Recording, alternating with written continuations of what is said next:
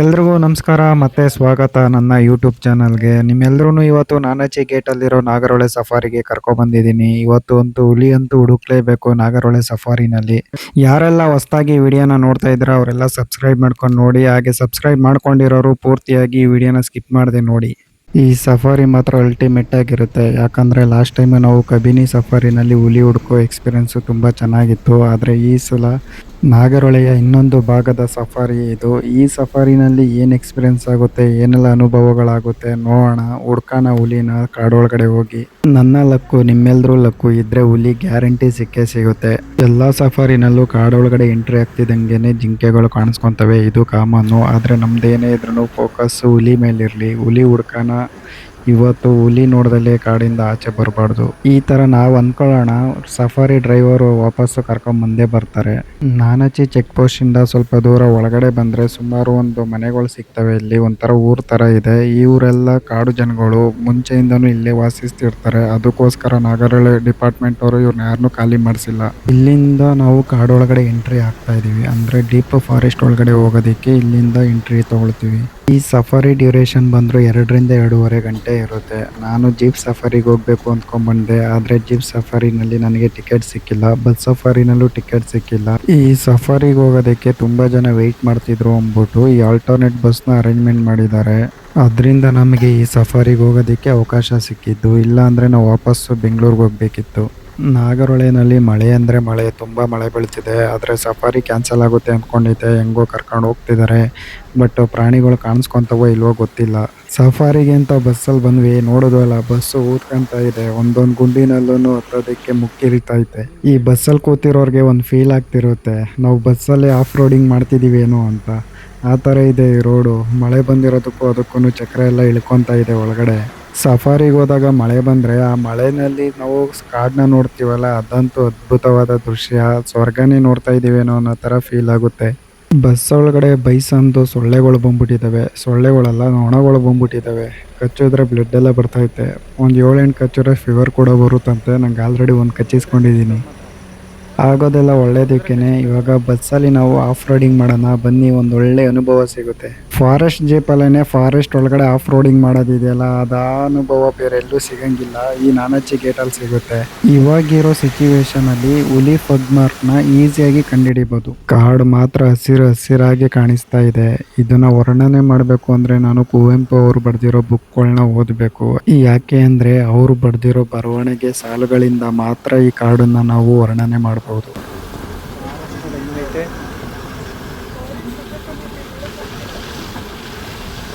Forest ಮಾತ್ರ ultimate ಆಗಿದೆ. ಆದರೆ ನಾವು ಕರೆಕ್ಟಾಗಿ ನೋಡೋಕ್ಕಾಗ್ತಾ ಇಲ್ಲ. ಯಾಕೆಂದರೆ ಬಸ್ಸಲ್ಲಿ ಸಫಾರಿ ಮಾಡ್ತಿರೋದು. ಜೀಪ್ ಸಫಾರಿ ಆಗಿದ್ರೆ ಓಪನ್ ಡೋರ್ ಇರೋದು, ಆರಾಮಾಗಿ ನೋಡ್ಬೋದಿತ್ತು ಕಣ್ ತುಂಬ.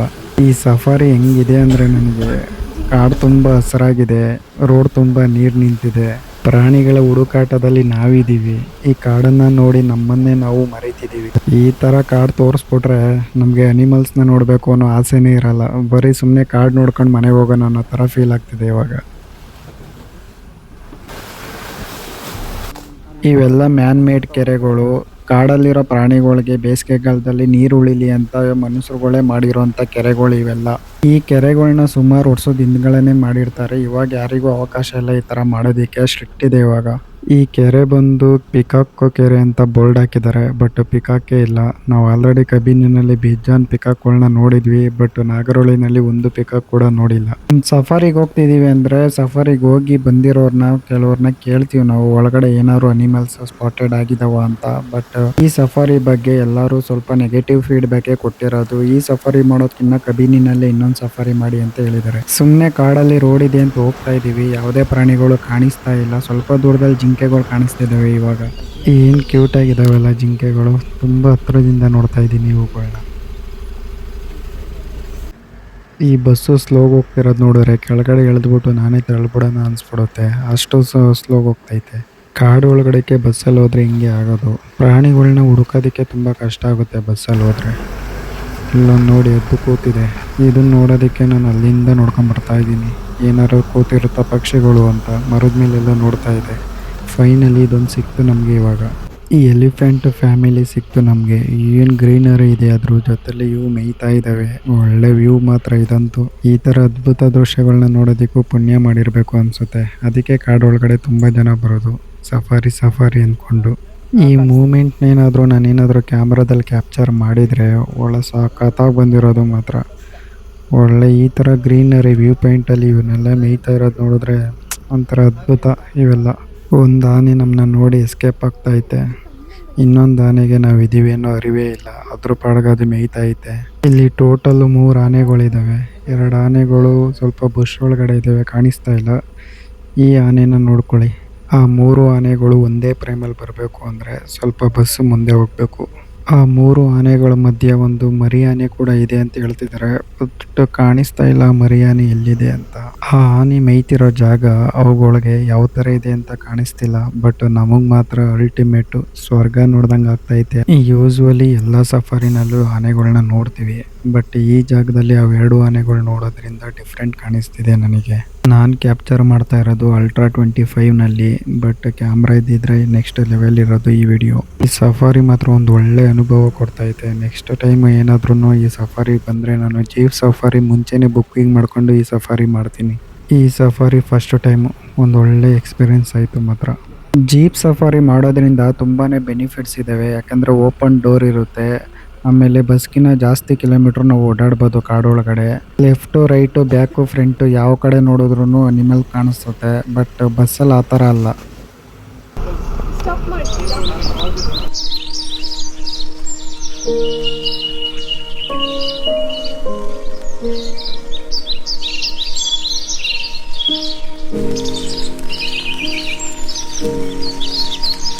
ಸ್ನೇಕ್ ಬರ್ಡು, ವಾಟರ್ ಬರ್ಡು ಮತ್ತು ಟಾಟೈಸ್ ಇದ್ದಾವೆ. ಇಲ್ಲಿ ಮರದ ಮೇಲ್ಗಡೆ ಕೂತಿದ್ದಾವೆ. ಇವೆಲ್ಲ ನಮ್ಮೂರ್ ಕೆರೆನಲ್ಲಿ ನದಿನಲ್ಲಿ ಕಾಣಿಸ್ತೇವೆ ಅಂತ ಹೇಳ್ಬೇಡಿ. ಕಾಡು ಮನ್ಸರಿಗೂ ಊರ್ ಮನ್ಸರಿಗೂ ಯಾವ ಥರ ಡಿಫ್ರೆಂಟ್ ಇದೆಯೋ ಅದೇ ಥರ ಪ್ರಾಣಿಗಳಿಗೂ ಇರುತ್ತೆ. ಸಫಾರಿಗೆ ಹೋದಾಗ ಕ್ಯಾಮ್ರಾಗಳ್ನ ತರ್ಬೋದು. ಅದರಲ್ಲಿ ಕ್ಯಾಮ್ರಾದಲ್ಲಿ 200mm ಜಾಸ್ತಿಗಿನ ಲೆನ್ಸ್ ಏನಾರು ಇತ್ತು ಅಂದರೆ ನಾವು ಅದಕ್ಕೇ 1500 ರುಪೀಸ್ ನಾವು ಫೀಸ್ನ ಕಟ್ಟಬೇಕು, ಟಿಕೆಟ್ ತೊಗೊಬೇಕು. ಅದೇ ದುಡ್ಡಲ್ಲಿ ಇಬ್ಬರು ಬಸ್ ಸಫಾರಿ ಮಾಡ್ಬೋದು, ಒಬ್ಬರು ಜೀಪ್ ಸಫಾರಿನಾದರೂ ಮಾಡ್ಬೋದು. ಸಡನ್ನಾಗಿ ತಾರ್ ರೋಡ್ ನೋಡಿ ನಾನು ಸಫಾರಿ ಮುಗ್ದೋಯ್ತು ಅಂದ್ಕೊಂಡೆ. ನೀವು ಅಂದ್ಕೊಬೇಡಿ, ಇದು ಒಂದು ಸೈಡ್ ಮುಗಿದಿದೆ, ಇನ್ನೊಂದು ಸೈಡ್ ಇದೆ. ಸಫಾರಿ ಡ್ಯೂರೇಷನ್ 2 ಅವರಲ್ಲಿ 1 ಅವರ್ ಮುಗಿದಿದೆ, ಇನ್ನೂ 1 ಅವರ್ ಬಾಕಿ ಇದೆ. ಕಾಡೊಳಗಡೆ ತಾರ್ ರೋಡ್ ಹೆಂಗಪ್ಪ ಬಂತು ಅಂತ ಕೇಳಬೇಡಿ. ಇದು ಮೈಸೂರಿಂದ ಕೂರ್ಗ್ ಹೋಗೋದಕ್ಕೆ ಫಾರೆಸ್ಟ್ ರೂಟ್ ಇದು. ನಮ್ಮ ಸಫಾರಿನಲ್ಲಿ ಒಂದು ಪಾರ್ಟ್ ಮುಗಿದಿದೆ, ಇನ್ನೊಂದು ಪಾರ್ಟ್ಗೆ ಹೋಗ್ತಾ ಇದ್ದೀವಿ. ಈ ಪಾರ್ಟಲ್ಲಿ ಏನು ಸಿಕ್ಕಿಲ್ಲ ನಮಗೆ ಹೇಳ್ಕೊಳ್ಳೋವಂಥ ಅನಿಮಲ್ಸು, ಆನೆಗಳು ಬಿಟ್ರೆ. ಬಟ್ ಈ ಕಡೆ ಏನು ಸಿಗುತ್ತೆ ನೋಡೋಣ.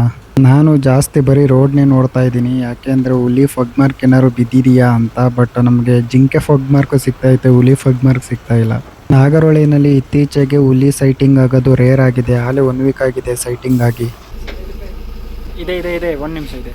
ಇದನ್ನ ನಮ್ಮ ಕಡೆ ಕೀರಾ ಅಂತೀವಿ.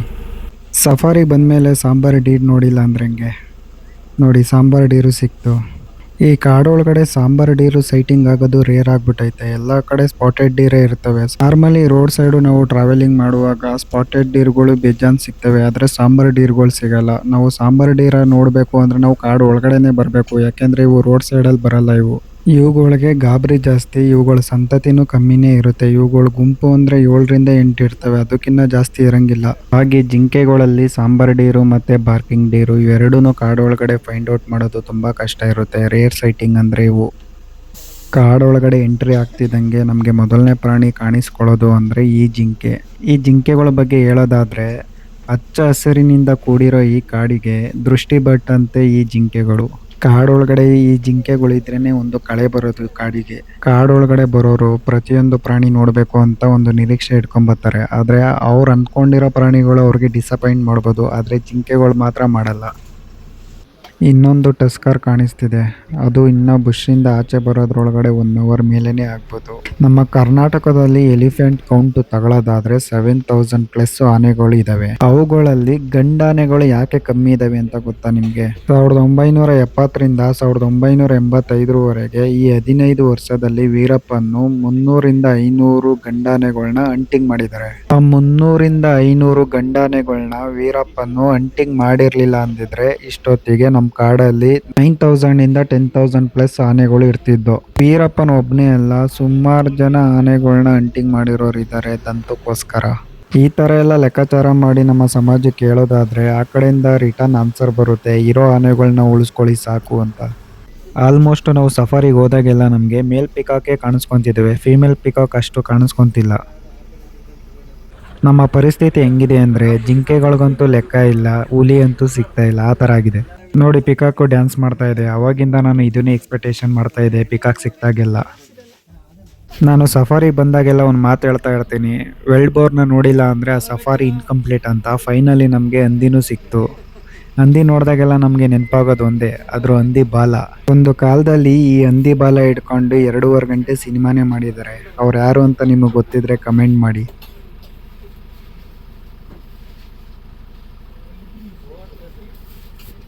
ನಮ್ಮ ಕರ್ನಾಟಕ, ತಮಿಳುನಾಡು, ಕೇರಳ ಈ ಥರ ಕಾಡುಗಳಲ್ಲಿ ಪ್ರಾಣಿಗಳನ್ನ ಐಡೆಂಟಿಫೈ ಮಾಡೋದು ತುಂಬ ಕಷ್ಟ. ಯಾಕಂದರೆ ನಮ್ಮದ್ರಲ್ಲಿ ಮರ ಗಿಡಗಳು ಜಾಸ್ತಿ ಇರೋದ್ರಿಂದ ಇಲ್ಲೇ ಪಕ್ಕದಲ್ಲಿ ಬುಷ್ ಒಳಗಡೆ ಏನಾದರೂ ಮಲಗಿದೆ ಅಂದ್ರೂ ಅಷ್ಟು ಈಸಿಯಾಗಿ ಫೈಂಡ್ ಔಟ್ ಮಾಡೋದಕ್ಕಾಗಲ್ಲ. ಇದು ಟೈಗರ್ ಟೆರಿಟರಿ ಏರಿಯಾ. ಒಂದು 5 ಮಿನಿಟ್ಸ್ ವೆಯ್ಟ್ ಮಾಡಿದ್ವಿ ಏನಾದರೂ ಅಲಾರಾಮ್ ಕಾಲ್ಸ್ ಬರುತ್ತಾ ಅಂತ, ಬಟ್ ಏನೂ ಬಂದಿಲ್ಲ.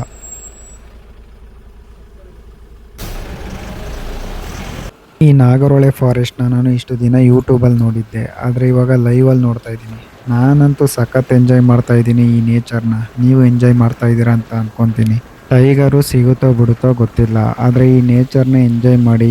ಜಿಂಕೆಗಳು ಮಾತ್ರ ಹೆಜ್ಜೆ ಹೆಜ್ಜೆಗೂ ಸಿಗ್ತವೆ. ನಮಗೆ ಒಂದು ಲೆಪರ್ಡು, ಒಂದು ಟೈಗರು, ಒಂದು ಕರಡಿ ಸಿಕ್ಕಿದ್ರೆ ಸಾಕು ಅಂತ ನಾವು ವೆಯ್ಟ್ ಮಾಡ್ತಾ ಇದ್ದೀವಿ. ಇಲ್ಲಿ ಬಸ್ಸಲ್ಲಿ ಕೂತಿರೋ ಎಲ್ಲಾರ್ದು ಎಕ್ಸ್ಪೆಕ್ಟೇಷನು ಅದೇ ಇದೆ, ಈ 3 ಅನಿಮಲ್ಸ್ ನಮಗೆ ಸಿಗಬೇಕು ಅಂತ.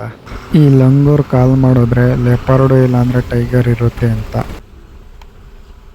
ಈ ಬಡ್ಸ ಹರುತ್ತೆ ನೋಡಿ.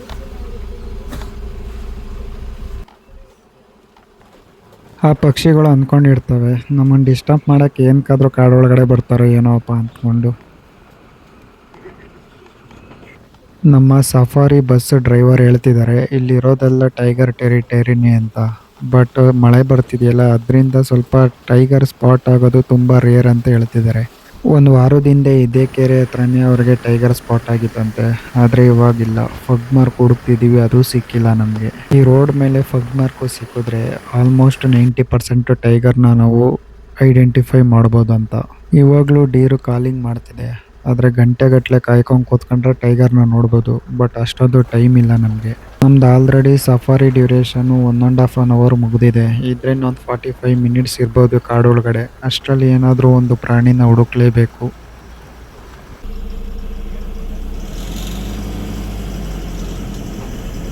ನಮ್ಮ ನಾಗರಹೊಳೆ ಫಾರೆಸ್ಟಲ್ಲಿ ಸಿಕ್ಕಾಪಟ್ಟೆ ಜಿಂಕೆಗಳಿದ್ದಾವೆ. ಸುಮಾರು ಜಿಂಕೆಗಳನ್ನ ನೋಡಿದ್ದೀವಿ ಈ ಸಫಾರಿನಲ್ಲಿ. ಈ ಜಿಂಕೆಗಳನ್ನ ಏನಾದರೂ ಟೈಗರ್ ಹಂಟಿಂಗ್ ಮಾಡಿರಲಿಲ್ಲ ಅಂದಿದ್ರೆ ನಮ್ಮ ನಾಗರಹೊಳೆ ಫಾರೆಸ್ಟ್ ಇಷ್ಟೊಂದು ಹಸಿರಾಗಿ ಕಾಣಿಸೋದಕ್ಕೆ ಸಾಧ್ಯನೇ ಇರ್ತಿರ್ಲಿಲ್ಲ, ಎಲ್ಲ ತಿಂದಾಕ್ಬಿಡ್ತಿದ್ದೋ. ಈ ಕಾಡನ್ನ ಉಳಿಸ್ತಾ ಇರೋದೇ ಹುಲಿಗಳು ಮತ್ತು ಚಿರತೆಗಳು. ಅವು ಈ ಜಿಂಕೆಗಳನ್ನ ಹಂಟಿಂಗ್ ಮಾಡಿರಲಿಲ್ಲ ಅಂದಿದ್ರೆ ಈ ಕಾಡು ಈ ಥರ ಇರ್ತಾ ಇರಲಿಲ್ಲ, ಎಲ್ಲ ಬರಡು ಭೂಮಿ ಥರ ಇರೋದು. ಈ ನಾಗರಹೊಳೆ ಫಾರೆಸ್ಟ್ ಡಿಪಾರ್ಟ್ಮೆಂಟ್ ಅವ್ರ ಹತ್ರ ಒಂದು ವಿಶೇಷತೆ ಇದೆ. ಪ್ರತಿಯೊಂದು ಸಫಾರಿ ಕಂಪ್ಲೀಟ್ ಆದ ನಂತರ ಏನೇನು ಪ್ರಾಣಿಗಳು ಸಿಕ್ಕಿದಾವೆ ಅಂತ ಒಂದು ನೋಟಿಸ್ ಬೋರ್ಡಲ್ಲಿ ಬರೀತಾರೆ. ಅದ್ರ ಪ್ರಕಾರ ಪ್ರವಾಸಿಗರಿಗೆ ಅನುಕೂಲ ಆಗುತ್ತೆ, ಯಾವ್ಯಾವ ದಿನ ಏನೇನು ಅನಿಮಲ್ ಸಿಕ್ಕಿದಾವೆ ಅಂತ. ಆ ನೋಟಿಸ್ ಬೋರ್ಡ್ನ ನೋಡ್ಕೊಂಡು ನಾವು ಸಫಾರಿಗೆ ಹೋಗ್ಬೇಕಾ ಬೇಡವಾ ಅನ್ನೋದು ನಮಗೆ ಅನುಕೂಲ ಆಗುತ್ತೆ. ನಾವು ಏನೇನು ಪ್ರಾಣಿಗಳನ್ನ ನೋಡಿದ್ದೀವಿ ಇವಾಗ, ಅಷ್ಟು ಪ್ರಾಣಿಗಳು ಮಾರ್ನಿಂಗ್ ಸಫಾರಿನಲ್ಲೂ ಅವೇ ಪ್ರಾಣಿಗಳು ಕಾಣಿಸಿದಾವೆ ಅವ್ರಿಗೂ. ಬಟ್ ಏನಾದರೂ ಚೇಂಜಸ್ ಕಾಣಬೇಕು ಅಂದರೆ ನಮಗೆ ಲೆಪರ್ಡೋ, ಟೈಗರೋ ಇಲ್ಲಾಂದರೆ ಕರಡಿನೋ ಕಾಣಿಸ್ಬೇಕು.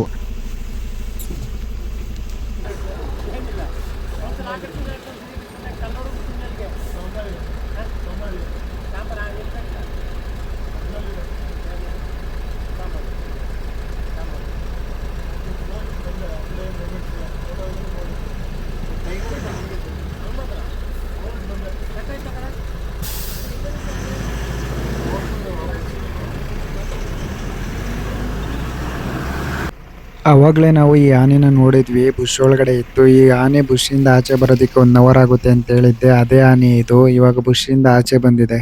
ನಾವು ಆವಾಗಲೇ ನೋಡಿದಾಗ ಇದ್ರ ದಂತ ಕಾಣಿಸ್ತಿರ್ಲಿಲ್ಲ, ಬರೀ ಕಿವಿ ಮಾತ್ರ ಕಾಣಿಸ್ತಾ ಇತ್ತು. ಆದರೆ ಇವಾಗ ದಂತ ನೋಡಿ, ಇದು ವೀರಪ್ಪನ ಕೈ ಸಿಕ್ಕಿದ್ರೆ ಆವಾಗಲೇ ಎಂಟಿಂಗ್ ಆಗಿಬಿಡ್ತಿತ್ತು. ಆವಾಗ ತಪ್ಪಿಸ್ಕೊ ಓಡಾಡಿದೆ ಇದು. ಮತ್ತೆ ಇನ್ನೊಂದ್ಸಲ ನಾವು ನಾಗರಹೊಳೆ ಸಫಾರಿಗೆ ಬಂದಾಗ ಇದೇ ಆನೆಗೆ ಆಯ್ ಅಂತ ಹೇಳೋಣ, ಇವಾಗ ಬಾಯ್ ಅಂತ ಹೇಳಿ ಈ ಆನೆಗೆ. ಯಾಕೆ ಈ ಮಾತನ್ನ ಹೇಳ್ತಾ ಇದ್ದೀನಿ ಅಂದರೆ ಸಫಾರಿ ನಮ್ಮದು ಇಲ್ಲಿಗೆ ಮುಗೀತಂತ. ಯಾಕೆಂದರೆ ಸಫಾರಿ ಡ್ಯೂರೇಷನ್ನು ಮುಗಿದಿದೆ, ಈ ಕಾಡನ್ನು ನಾವು ಬಿಟ್ಟು ಹೋಗ್ತಾ ಇದ್ದೀವಿ ಇವಾಗ. ಇಷ್ಟೊತ್ತು ನಾವು ಒಳ್ಳೆ ಅಡ್ವೆಂಚರಸ್ ಆಗಿ ಎಂಜಾಯ್ ಮಾಡಿದ್ದೀವಿ ಅಂತ ಅಂದ್ಕೊತೀನಿ. ನಾನಂತೂ ಎಂಜಾಯ್ ಮಾಡಿದ್ದೀನಿ. ನೀವು ಯಾವ ಥರ ಎಂಜಾಯ್ ಮಾಡಿದ್ರಿ ಅಂತ ಕಮೆಂಟ್ ಬಾಕ್ಸಲ್ಲಿ ಕಮೆಂಟ್ ಮಾಡಿ. ಹಾಗೆ ಇಷ್ಟೊತ್ತು ತಾಳ್ಮೆಯಿಂದ ಈ ವಿಡಿಯೋನ ನೋಡಿದ್ದಕ್ಕೆ ನಿಮ್ಮೆಲ್ರಿಗೂ ತುಂಬ ಥ್ಯಾಂಕ್ಸ್ ಅಂತ ಹೇಳ್ತಾ ಈ ವಿಡಿಯೋನ ಇಲ್ಲಿಗೆ ಎಂಡ್ ಮಾಡ್ತಾ ಇದ್ದೀನಿ. ಯಾರೆಲ್ಲ ಹೊಸದಾಗಿ ನನ್ನ ಚಾನಲ್ನ ನೋಡ್ತಾ ಇದ್ದೀರಾ ಅವರೆಲ್ಲ ಸಬ್ಸ್ಕ್ರೈಬ್ ಮಾಡ್ಕೊಂಡು ನೋಡಿ. ಈ ವಿಡಿಯೋನ ನಾನು ಇಲ್ಲಿಗೆ ಎಂಡ್ ಮಾಡಬೇಕು ಅಂತ ಅಂದ್ಕೊಂಡೆ, ಆದರೆ ಅಲ್ಲೊಂದು ಎಲಿಫೆಂಟ್ ಫ್ಯಾಮಿಲಿ ಬರ್ತಾ ಇದೆ. ಇನ್ನೂ ನಮ್ಮ ಸಫಾರಿ ಮುಗಿದಿಲ್ಲ, ಇನ್ನೂ ಪೆಂಡಿಂಗ್ ಇದೆ. ಈ ಮೂಮೆಂಟ್ ಅಂತೂ ಕ್ಯೂಟೆಸ್ಟ್ ಮೂಮೆಂಟು. ಯಾಕಂದರೆ 2 ಆನೆಗಳ ಮಧ್ಯೆ ಒಂದು ಮರಿ ಆನೆ, ಒಂದು ಬ್ಯೂಟಿಫುಲ್ ಎಲಿಫೆಂಟ್ ಫ್ಯಾಮಿಲಿ ಸಿಕ್ತು ನಮಗೆ. ಇಲ್ಲಿ ಸುಮಾರು ಒಂದು 5ರಿಂದ 6 ಆನೆಗಳಿದ್ದಾವೆ. ಬಟ್ ಇವೆರಡು ಹೆಣ್ಣಾನೆಗಳೇ. ಹೆಣ್ಣಾನೆಗಳ ಮಧ್ಯೆ ಒಂದು ಮರಿ ಆನೆ ಇದೆ. ಇದಕ್ಕೆ ಗಂಡಾನೆ ಎಲ್ಲಿ ಅಂತ ನಾವು ಹುಡುಕ್ಬೇಕು, ಮುಂದೆ ಸಿಗ್ಬೋದು ಮೇ ಬಿ. ಇದೊಂದು 6 ಮಂತ್ ಓಲ್ಡ್ ಅನಿಸುತ್ತೆ. 6 ಮಂತ್ ಬೇಬಿ ಎಲಿಫೆಂಟ್ ಇದು 100%. ಎಲಿಫೆಂಟ್ ಮರಿ ಹಾಕುವಾಗ ಆ ಮರಿ ಭೂಮಿಗೆ ಬಿದ್ದಿದ ತಕ್ಷಣ ವಿತಿನ್ 1 ಮಿನಿಟಲ್ಲಿ ಎದ್ದು ನಿಲ್ಲೋ ಕೆಪಾಸಿಟಿ ಇದೆ ಆ ಮರಿಗೆ. ಹಾಗೆ ಅವತ್ತಿನ ದಿನವೇ ಅದು ಕಿಲೋಮೀಟ್ರ್ ಗಟ್ಟಲೆ ನಡೆಯುತ್ತೆ. ಅಂದರೆ ಎಲಿಫೆಂಟ್ ಎಷ್ಟು ಸ್ಟ್ರಾಂಗ್ ಇದೆ ಅಂತ ನೀವೇ ಅರ್ಥ ಮಾಡ್ಕೊಳ್ಳಿ. ನಮ್ಮ ಬಸ್ಸಲ್ಲಿರೋರು ಫ್ಲಾಶ್ ಆನ್ ಮಾಡಿಕೊಂಡು ಅದ್ರ ಫೋಟೋ ತೆಗಿತಿದ್ದಾರೆ. ಅದು ಫುಲ್ ಅಲರ್ಟ್ ಆಗ್ತೈತೆ ಆ ಆನೆ ಮರಿನ ಪ್ರೊಟೆಕ್ಟ್ ಮಾಡೋದಕ್ಕೆ. ಒಂದು ಆ ಮರಿನ ಕರ್ಕೊಂಡು ಸೈಡಿಗೆ ಹೋಗುತ್ತೆ, ಇಲ್ಲಾಂದರೆ ಸ್ಟ್ರೈಟಾಗಿ ಓಡ್ ಬಂದ್ಬಿಡುತ್ತೆ. ಇವಾಗ ಮೇ ಬಿ ಅದು ಸೈಡು ಕರ್ಕೊಂಡು ಹೋಗ್ತೈತೆ. ನೇಚರ್ ಸೌಂಡು ಹೆಂಗಿರುತ್ತೆ ಅಂತ ಕೇಳಿಸ್ಕೊಳ್ಳಿ. ಇವಾಗ ಬರ್ತಿದೆಯಲ್ಲ ಸೌಂಡು.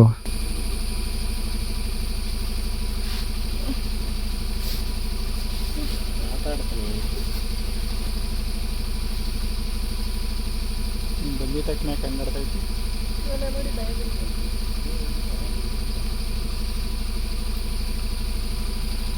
ಅದ್ರ ಮರಿನ ಕರ್ಕೊಂಡು ಸೈಡಿಗೆ ಹೋಗ್ತಾ ಇದೆ. ಇವಾಗ ಅಟ್ಟಾಡ್ಸ್ಕೊಂಬಂದ್ರು ಬರ್ಬೋದು. ಸುಮ್ಮನೆ ಮೂವ್ ಆಗೋದು ಬೆಟರು. ನಾವು ಯಾವ ಆನೆಗಳು ಯಾವ ಥರ ರಿಯಾಕ್ಟ್ ಮಾಡ್ತೇವೆ ಅಂತ ನಾವು ಹೇಳೋದಕ್ಕಾಗೋದಿಲ್ಲ. ಈ ಆನೆ ಕರ್ಕೊಂಡು ಸೈಡಿಗೆ ಹೋಗ್ತೈತೆ, ಇಲ್ಲಾಂದರೆ ಬೇರೆ ಆನೆ ಆಗಿದ್ರೆ ಹಿಂಗೆ ಡೈರೆಕ್ಟಾಗಿ ಓಡ್ಬಂದ್ಬಿಟ್ಟಿರೋದು. ಬಟ್ ಅದು ಫುಲ್ ಬ್ಯುಸಿ ಇದೆ ಮೇಯೋದ್ರಲ್ಲಿ, ಅದರಿಂದ ಅದು ಸೈಡಿಗೆ ಹೋಗ್ತೈತೆ. ಅಲ್ಲಿ 2 ಹೆಣ್ಣಾನೆ ಮತ್ತು ಒಂದು ಮರಿ ಇತ್ತು. ಇಲ್ಲಿ ಒಂದು ಹೆಣ್ಣಾನೆ ಮತ್ತು ಒಂದು ಗಂಡಾನೆ ಇದೆ. ಇದಿಷ್ಟು ಒಂದೇ ಫ್ಯಾಮಿಲಿ ಅನಿಸುತ್ತೆ. ಇವು ಹುಲ್ಲನ್ನ ತಿನ್ನೋದ್ರಲ್ಲಿ ಬ್ಯುಸಿ ಇದ್ದಾವೆ. ಅವು ನಮ್ಮನ್ನು ಫೋಕಸ್ ಮಾಡ್ತಾ ಇಲ್ಲ. ಫೋಕಸ್ ಮಾಡಿದರೆ ನಾವು ಇಷ್ಟೊತ್ತಿಗೆ ಎಲ್ಲೋ ಇರ್ತಿದ್ವಿ. ನನಗೇನಾದ್ರೂ ಈ ಆನೆ ಏಜ್ ಎಷ್ಟು ಅಂತ ಕೇಳಿದ್ರೆ ನಾನೊಂದು 25 ಅಂತ ಹೇಳ್ತೀನಿ. ಯಾಕೆಂದರೆ ಅದ್ರ ಕಿವಿ ನೋಡಿ ನಾನು ಹೇಳ್ತಾ ಇರೋದು.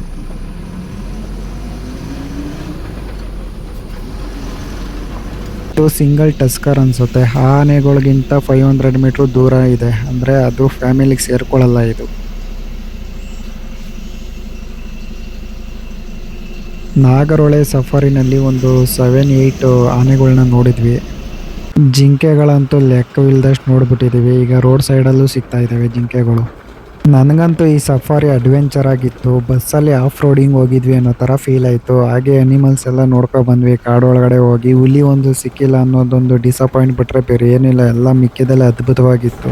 ಇದೇ ಥರ ಕಂಟೆಂಟ್ನ ತೊಗೊಂಡು ನೆಕ್ಸ್ಟ್ ವೀಡಿಯೋದಲ್ಲಿ ಬರ್ತೀನಿ. ಅಲ್ಲಿವರೆಗೂ ನನ್ನ ಚಾನಲಲ್ಲಿರೋ ವೀಡಿಯೋನ ನೋಡ್ತಾಯಿರಿ, ಹೀಗೆ ಸಪೋರ್ಟ್ ಮಾಡ್ತಾಯಿರಿ.